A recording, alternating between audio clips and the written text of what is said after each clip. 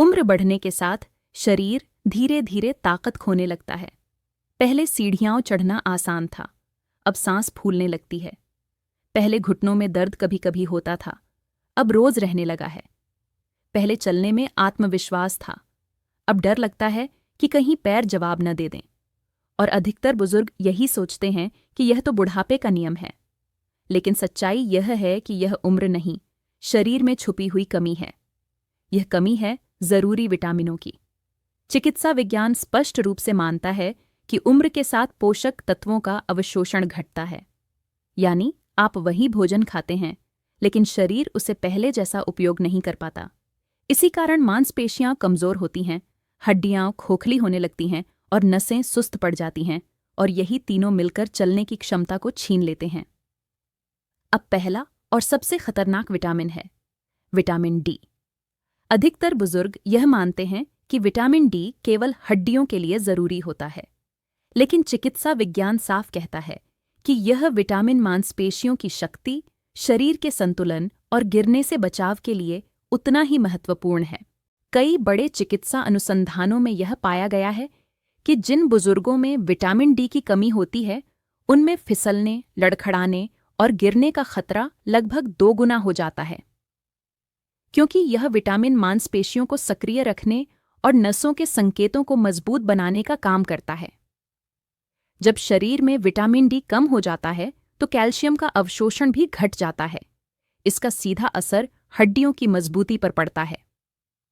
हड्डियां धीरे धीरे खोखली होने लगती हैं, दर्द बढ़ता है और फ्रैक्चर का खतरा बढ़ जाता है। लेकिन इससे भी अधिक खतरनाक बात यह है कि पैरों की मांसपेशियां कमजोर पड़ने लगती हैं। यही कारण है कि थोड़ी देर चलने पर भी थकान महसूस होती है, घुटनों में अस्थिरता आती है और कई बार ऐसा लगता है कि पैर शरीर का भार नहीं संभाल पा रहे हैं। संतुलन बिगड़ने से सीढ़ियां चढ़ना, कुर्सी से उठना और तेज कदम चलना मुश्किल होने लगता है। चिकित्सकीय रिपोर्टों के अनुसार विटामिन डी की कमी वाले बुजुर्गों में गिरने से होने वाली चोटें अधिक गंभीर होती हैं और ठीक होने में भी अधिक समय लगता है। यह विटामिन मुख्य रूप से सूर्य की रोशनी से बनता है। रोज सुबह हल्की धूप में 20 से 30 मिनट रहना शरीर के लिए अत्यंत लाभकारी माना जाता है। इससे त्वचा में प्राकृतिक रूप से विटामिन डी का निर्माण होता है। भोजन के माध्यम से भी इसकी पूर्ति संभव है। अंडे की जर्दी, दूध, दही और विटामिन डी से समृद्ध किए गए अनाज इसके अच्छे स्रोत माने जाते हैं। कई बार उम्र और स्वास्थ्य स्थितियों के कारण केवल भोजन और धूप पर्याप्त नहीं होती। ऐसे में चिकित्सक की सलाह से सप्लीमेंट लेना आवश्यक हो सकता है। याद रखिए, विटामिन डी की कमी को नज़रअंदाज करना केवल हड्डियों को ही नहीं, बल्कि आपकी चलने फिरने की स्वतंत्रता को भी खतरे में डाल देता है। दूसरा अत्यंत महत्वपूर्ण विटामिन है विटामिन बी12। यह विटामिन नसों के लिए जीवन रेखा की तरह काम करता है। उम्र बढ़ने के साथ नसों की कार्यक्षमता वैसे ही धीमी पड़ती है, और जब विटामिन बी12 की कमी जुड़ जाती है तो समस्या कई गुना बढ़ जाती है। इसकी कमी का सबसे पहला संकेत होता है पैरों और हाथों में सुन्नपन, झंझनाहट और जलन। कई बुजुर्ग इसे सामान्य थकान या उम्र का असर मानकर नज़रअंदाज कर देते हैं, लेकिन धीरे धीरे यही लक्षण चलने में असंतुलन, लड़खड़ाहट और गिरने के डर में बदल जाते हैं। चिकित्सा अनुसंधान स्पष्ट रूप से बताते हैं कि लंबे समय तक विटामिन बी12 की कमी रहने से नसों को स्थायी नुकसान हो सकता है। इससे संवेदनशीलता कम होती है, प्रतिक्रिया धीमी पड़ती है और मांसपेशियों पर नियंत्रण कमजोर हो जाता है। यही कारण है कि कई बुजुर्गों को रास्ता सीधा होने पर भी संतुलन बनाने में कठिनाई होती है। विटामिन बी12 दिमाग के स्वास्थ्य के लिए भी आवश्यक है। इसकी कमी से याददाश्त कमजोर होना, भ्रम, चिड़चिड़ापन और मानसिक थकान बढ़ सकती है। इसीलिए यह केवल चलने का नहीं, बल्कि सोचने और समझने का भी विटामिन है। इसके प्राकृतिक स्रोतों में दूध, दही, पनीर, अंडा और मछली शामिल हैं। शाकाहारी बुजुर्गों में इसकी कमी अधिक पाई जाती है, क्योंकि वनस्पति भोजन में यह विटामिन बहुत कम मात्रा में होता है। इसीलिए नियमित जांच और चिकित्सक की सलाह से सप्लीमेंट लेना कई बार आवश्यक हो जाता है। विटामिन बी12 की कमी को समय पर पहचानना गिरने, लकवे और स्थायी कमजोरी से बचने का एक महत्वपूर्ण कदम है। तीसरा जरूरी विटामिन है विटामिन B6। यह विटामिन मांसपेशियों और नसों के बीच संदेश पहुंचाने में महत्वपूर्ण भूमिका निभाता है।